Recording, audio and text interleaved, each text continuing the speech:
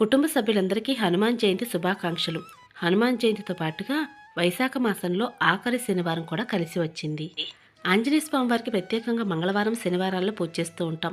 హనుమాన్ జయంతి కూడా కలిసి వచ్చింది కాబట్టి చాలా విశేషమైనటువంటి పూజా విధానము, అందులోనూ వైశాఖ మాసంలో ఆఖరి శనివారం. చరణ సరోచర నిజమన ముకుర సుధారి. ఆ ఆంజనేయ స్వామి వారికి మీరు కూడా హనుమాన్ జయంతి సందర్భంగా పూజలు అవి చాలా వేడుకగా జరుపుకొని ఉంటారు. అలాగే ఈ హనుమాన్ జయంతి సందర్భంగా మీ అందరిని ఒక విషయాన్ని అడుగుదాం అనుకుంటున్నానండి. మన హిందూ ధర్మంలో ఎక్కువగా దేవుళ్ళు ఉన్నప్పటికీ కూడా ప్రతి ఒక్కరికి ఒక ఇష్టదైవం అంటూ ఉంటారు. మీ ఇష్టదైవం ఆంజనేయ స్వామివారి అయితే ఆ స్వామివారి సాక్షిగా మీ జీవితంలో జరిగిన ఒక సంఘటన గురించి ఈ వీడియోలో కమెంట్ ద్వారా తెలియచేయండి. మా జీవితాల్లో జరిగినటువంటి సంఘటనల గురించి మీకెందుకండి అని అడుగుతున్నారా? మనసులో ఉన్న సంతోషానైనా లేదా బాధనైనా సరే ఒకరితో పంచుకోవటం వలన సంతోషం రెట్టింపు అవుతుంది, బాధ తగ్గుతుంది. అలాగే ఆంజనేయ స్వామివారి పూజలు చేస్తున్నప్పుడు మీ జీవితంలో జరిగినటువంటి ఒక అద్భుతాన్నైనా సరే మాకు ఈ వీడియోలో కమెంట్ ద్వారా తెలియజేయడం వల్ల ఇంకొంతమందికి ఈ విషయం తెలిసి మరింత మంది భక్తి శ్రద్ధలతో ఆంజనేయ స్వామివారి పూజలు చేస్తూ ఉంటారు కదా. ఉషారావు గారు మన సబ్స్క్రైబర్ అయినప్పటికీ కూడా నన్ను సిస్టర్ అని పిలుస్తూ నాకు ఆత్మీయురాలు అయ్యారు. ప్రతి వీడియో కింద కూడా మంచి మంచి కమెంట్స్ పెడుతూ నన్ను మంచిగా మోటివేట్ చేస్తూ ఉంటారండి ఎప్పుడు కూడా. థ్యాంక్ యూ సో మచ్ ఉషారావు గారు. మీరు మీ కుటుంబ సభ్యులు ఎల్లవేళలా సంతోషంగా ఉండాలని మనస్ఫూర్తిగా కోరుకుంటున్నాను. అన్నట్టు ఈ హనుమాన్ జయంతి రోజున మీకు ఒక విషయం చెప్పాలి. అనగనగా ఒక పిచ్చుక కథ అని ఈ వైశాఖ మాసంలో మొదటి శనివారంతో మొదలుపెట్టినటువంటి కథ ఇప్పటికి 4వ వారానికి చేరుకుంది. కథ కూడా ముగింపుకు వచ్చిందండి. మరి వీడియో స్కిప్ చేయకుండా చూసినట్లయితే ఆ ముగింపు ఏంటో మీకు కూడా అర్థమవుతుంది. ఎండాకాలం వచ్చిందంటే చాలు ప్రతి ఒక్కరింట్లో కూడా పచ్చళ్ళ మూత మోగిపోతూ ఉంటుంది.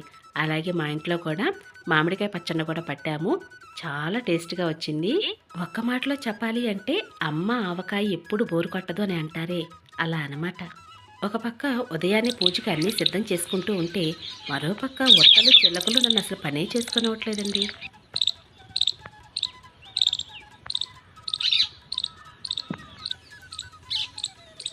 నేను ఎప్పుడు చెప్తూ ఉంటాను కదా, మా చెట్టు జామకాయలు, మా చెట్టు సీతాఫలకాయలు, మా చెట్టు బొప్పస్కాయలని. ఇవి మా చెట్టువి కాదండి మామిడికాయలు. నా మాటలు వింటుంటే నాకే నవ్వొస్తుంది. మాది చిన్న పల్లెటూరు కాబట్టి ఊళ్ళో ఎవరి చెట్టుకి కాయలు కాసినా కూడా తలా కొన్ని కాయలైతే ఇస్తూ ఉంటారు. అలాగే ఇవి కూడా మాకు తెలిసిన వాళ్ళు చక్కగా వారి చెట్టు కాసినట్టు కాయలు అనమాట. ఇవి తినే కాయలేనండి, పచ్చడి పట్టడానికి పనికిరావు. మామిడికాయల్లో చాలా రకాలే ఉంటాయి కదా. మీరు ఇక్కడ చూస్తున్న ఈ మామిడికాయలు ఏ రకమో అనే విషయాన్ని కింద కామెంట్ సెక్షన్లో కమెంట్ చేయండి. ఇక అలాగే నేను పూజకు అన్నీ సిద్ధం చేస్తూ ఉంటే మా అత్తయ్య గారు మామయ్య గారికి పిల్లలకి ముందుగా టిఫిన్ చేసి పెడుతున్నారు. మైసూర్ బజ్జీ వేశారండి ఈరోజు. మా అత్తగారు పువ్వులు ఎంత చక్కగా కడతారో అలాగే వంట కూడా అంత అద్భుతంగా చేస్తారు. మైసూర్ బజ్జీ చేయడంలో మంచి స్పెషలిస్ట్ అనే చెప్పాలి. చుక్క ఆయిల్ అయినా పీల్చుకోకుండా వేయటం మా అత్తగారి స్పెషాలిటీ. అనగనగా ఒక పిచ్చుక కథ ముగింపు కథకి వచ్చిందని చెప్పాలి. చక్కటి పదరిల్లులాగా గూడును అల్లుకొని 2 గుడ్లు పెట్టి పొదుగుతూ ప్రతిరోజు ఉదయమే ఆహారానికి వెళుతూ ఉన్నటువంటి పిచ్చుక 15 రోజుల పాటు ఉదయాన్నే ఆహారానికి బయటకు వెళుతూ ఉండేదంటే నేను చిన్న చిన్న క్లిప్స్ వీడియో అయితే తీశాను. ఇక 15వ రోజు నాడు మాత్రం ఒక గుడ్డు పిల్లని చేసింది. తల్లి ఆహారానికి బయటికి వెళ్ళే సమయాన్ని గమనించి ఈ చిన్న క్లిప్ వీడియో అయితే తీశానండి. చాలా ఫాస్ట్గా తీసేసి దూరంగా జరిగాను. అప్పుడే గుడ్డులో నుంచి పిల్ల బయటికి వచ్చినట్లుగా ఉందండి. తాకినప్పుడు చాలా సాఫ్ట్గా ఉంది. స్పర్శ ఎంత అందంగా అనిపించిందో నాకు. ఇక ఇంతలో తల్లి రానే వచ్చింది. పిల్లల్ని ఏం చేస్తానని గుర్రెను నన్నే చూస్తోంది. మా అబ్బాయి హాలిడేస్కి అని చెప్పి ఇంటికి వచ్చాడు. అలాగే మా పాప కూడా ఇద్దరు కలిసి విజయవాడ వెళ్ళారండి అమ్మ వాళ్ళ ఇంటికి. అమ్మ వాళ్ళ ఇంటి దగ్గర ఆంజనేయ స్వామివారి గుడి కూడా ఉంది. విజయవాడ ఏలూరు రోడ్లో కొత్త వంతెన ఆంజనేయ స్వామివారి గుడి చాలా ఫేమస్ అండి. మీలో ఎంతమందికి తెలుసు అనే విషయాన్ని కూడా ఒక చిన్న కమెంట్ ద్వారా తెలియచేయండి. అమ్మ వాళ్ళ ఇంటి దగ్గరలోని ఆంజనేయ స్వామివారి గుడి ఉండడం వలన మేము ఎప్పుడు కూడా ఏ పండుగ అయినా సరే ముందుగా ఆంజనేయ స్వామివారి గుడికి వెళ్ళి నమస్కారం చేసుకునే వాళ్ళం. హనుమాన్ జయంతి సందర్భంగా ఆంజనేయ స్వామివారి గుడిలో వేడుకలు అంబరాని అంటాయి. ఆంజనేయ స్వామివారి గుడిలో హనుమాన్ జయంతి పూజలో కాకుండా దసరా సందర్భంగా అమ్మవారి పూజలు కూడా ఎక్కువగా చేస్తూ ఉండేవారండి. అమ్మవారు నిలబెట్టి పూజలు చాలా బాగా చేసేవారు. మేము దసరాలో ప్రతిరోజు కూడా ఆంజనేయ స్వామి గుడికి వచ్చి నమస్కారం చేసుకునేవాళ్ళం. మా పిల్లలు ఈ వీడియో క్లిప్స్ అయితే నాకు షేర్ చేశారండి. రాత్రి వేళల్లో ఇక్కడ హోమాలు అవి చేశారట, అందుకు కానీ ఇవన్నీ కూడా నాకు షేర్ చేశారు. నేను ఇవన్నీ కూడా చూసి చాలా సంతోషపడ్డాను. మీ అందరికీ కూడా వీడియో ద్వారా షేర్ చేయడమే కాదండి, నేను కూడా అరటి తోటలో ఆంజనేయ స్వామివారి పూజనైతే చేసుకున్నాను. నేను పూజలో పంచముఖ ఆంజనేయ స్వామివారిని అయితే ఇలా ప్రతిష్ఠించుకున్నానండి. ముందు రోజే శుభ్రం చేసుకున్నాను. అలాగే ఈరోజు ఉదయాన్నే చక్కగా పసుపు రాసి బొట్లు అవి పెట్టాను. మాకు ఇంటికి ఆనుకుని అంటే దక్షిణం వైపుగా గోడ దగ్గర అయితే ఇలా అరటి చెట్లు అయితే వేసామండి. అక్కడే ఆంజనేయ స్వామి పటాన్ని పెట్టి పూజ చేసుకుంటున్నాను. మీకు ఆల్రెడీ అరటి తోటలో ఆంజనేయ స్వామి పూజను ముందుగానే షేర్ చేస్తున్నాను కాబట్టి డీటెయిల్గా వీడియో అయితే పెట్టడం లేదండి. అలాగే నేను ఇంట్లో హనుమాన్ జయంతి సందర్భంగా స్వామివారికి అయితే చక్కగా తమలపాకు మీద శ్రీరామ అని రాసి అలాగే తులసి దళాలు గన్నేరు పూలను మాలగా కట్టారు అత్తయ్య గారు. ఇంకా ఈరోజు వైశాఖ మాసంలో ఆఖరి శనివారము.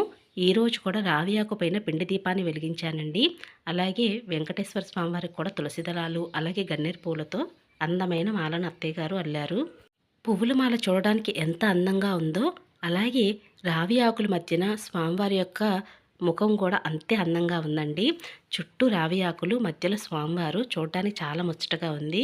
ఈ రోజైతే స్వామివారికి ఎంతో ఇష్టమైనటువంటి మామిడి పళ్ళని అలాగే పుచ్చకాయ మా చెట్టుకు పండినటువంటి బొప్పాస్ పళ్ళు ఇవన్నీ కూడా పూజలో పెట్టి స్వామివారికి అయితే సమర్పించానండి. ఇక దీపదూప నైవేద్యాలన్నీ సమర్పించి మంగళహారతులు ఇచ్చి నమస్కారం చేసుకున్నాము. హనుమాన్ చాలీసా 3 సార్లు చదువుకున్నానండి. అలాగే అరటి చెట్టు దగ్గర కూడా పూజ చేశాను కదా, అక్కడ కూడా 2 సార్లు చదువుకున్నాను. మొత్తం 5 సార్లు చదివాను ఈరోజు. ఎన్నిసార్లు హనుమాన్ చాలీస్ చదివామని ప్రధానం కాదు కదా, ఎంత భక్తితో చదివామన్నదే ముఖ్యమని మనందరూ తెలిసిన విషయమే. అలాగే భక్తియే ప్రధానంగా చేసుకుని హనుమాన్ చాలీస్ అయితే చదివానండి.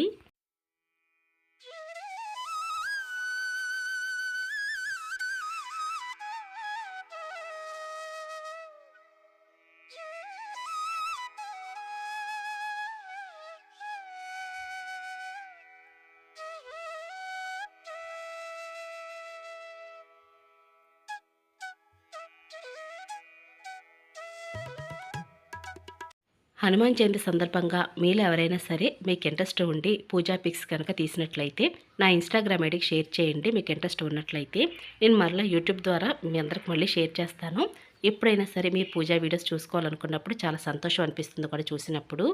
ఇంట్లో పూజనైతే పూర్తి చేసుకున్నామండి. ఇంకా అలాగే అరటి చెట్టు దగ్గర కూడా పూజ చేద్దామని చెప్పి వెళ్తున్నాం కదా, అలాగే పూజకు అన్నీ సిద్ధం చేసుకున్నాను. ముందుగానే ప్రమిదలో నూనె పోసి ఒత్తులు వేసి అలాగే స్వామివారికి ఎంత ఇష్టమైన మామిడి పళ్ళు, ఇప్పుడు ఈ మామిడి పళ్ళు అయితే మగ్గాయండి. 3 రోజుల క్రితమే ఇచ్చారన్నమాట మామిడి పళ్ళు.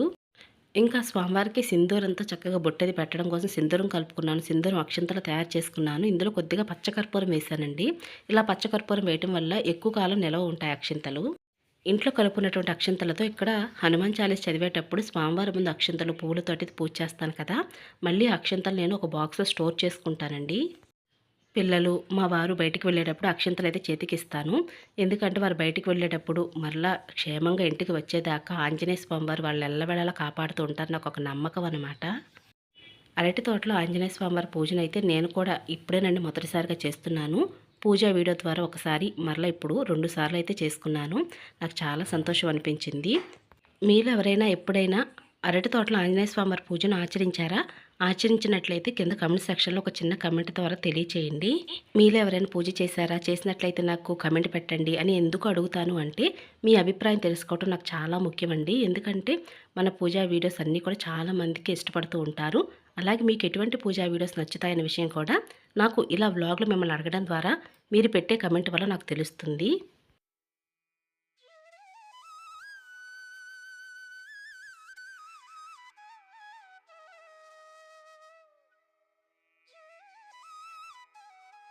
నేను చేసినటువంటి అరటి తోటలో ఆంజనేయ స్వామివారి పంచముఖ ఆంజనేయ స్వామివారి పూజా విధానం మీ అందరికి నచ్చిందని అనుకుంటున్నాను. అలాగే హనుమాన్ జయంతి సందర్భంగా నేను ఇంట్లో చేసుకున్న పూజా విధానం కూడా మీ అందరికి నచ్చిందని అనుకుంటున్నాను. ఇప్పుడే కాదండి, నేను ఉదయం వేళ సాయంత్రం వేళ కూడా దీపారాధన చేశాను.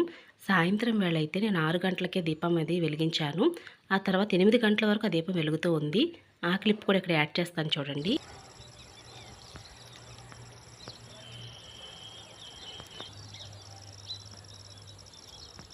పల్లెటూరులో సూర్యోదయం చూడడానికి చాలా అందంగా ఉంటుంది కదూ, అలాగే సూర్యాస్తమయం కూడా ఇంకా అందంగా ఉంటుంది. నేను 6 గంటలకి ఇంట్లో దీపారాధన చేశానండి. సాయంత్రం వేళ కూడా దీపం పెట్టాలి. ఎప్పుడైనా సరే పండుగ పర్వదినాలలో ఉదయం వేళ పూజ చేసినప్పటికీ కూడా సాయంత్రం వేళ కూడా దీపారాధన చేయాలి. కొనుక్కు వచ్చిన పువ్వులు ఏమీ లేవండి ఇంట్లో. పెరట్లో పూచిన పూలతో ఉదయం వేళైనా సాయంత్రం వేళైనా సరే అలంకరణ చేసి పూజించాను. అలాగే హనుమాన్ చాలీస చదివాను. కాచి చల్లార్చిన పాలను నైవేద్యంగా పెట్టాను. ఇంకా అరటి తోటలో ఆంజనేయ స్వామి పూజ కోసం అని చెప్పి పూజకు అన్ని సిద్ధం చేసుకున్నాను. అక్కడ కూడా కాచి చల్లార్చిన పాలైతే పెట్టుకున్నాను. సాయంత్రం వేళ 6 గంటల 15 నిమిషాలకైతే నేను చక్కగా స్వామివారి దగ్గరికి వెళ్ళి 6:30 సమయానికి పూజను పూర్తి చేసుకున్నాను. పెరట్లో పూచిన కనకాంబరాలని అత్తయ్యగారు మాలగా కట్టినప్పటికి కూడా ఎండ తాకిడికి పువ్వులు కూడా వడిలిపోయినట్లుగా కనిపిస్తున్నాయి. ఇక స్వామివారి దగ్గర దీపారాధన చేసి దీపధూప నైవేద్యాలు సమర్పించానండి. ఇక 8 గంటల సమయానికైతే స్వామివారి దగ్గర పెట్టినటువంటి పాలను తీసుకువద్దామని చెప్పి వెళుతున్నాను. వెళ్ళే సమయానికి కూడా దీపారాధన చేశారు, చక్కగా వెలుగుతూ ఉంది. ఇప్పుడు సమయం వచ్చేసి ఇంకా 7 నిమిషాలు ఉందండి 8 అవ్వడానికి. గాలి బాగా వీస్తున్నప్పటికి కూడా స్వామివారి దగ్గర దీపారాధన చాలా చక్కగా వెలుగుతూ ఉంది. మరొక మంచి వీడియోతో మళ్ళీ కలుసుకుంటాను. అప్పటి వరకు నమస్కారం.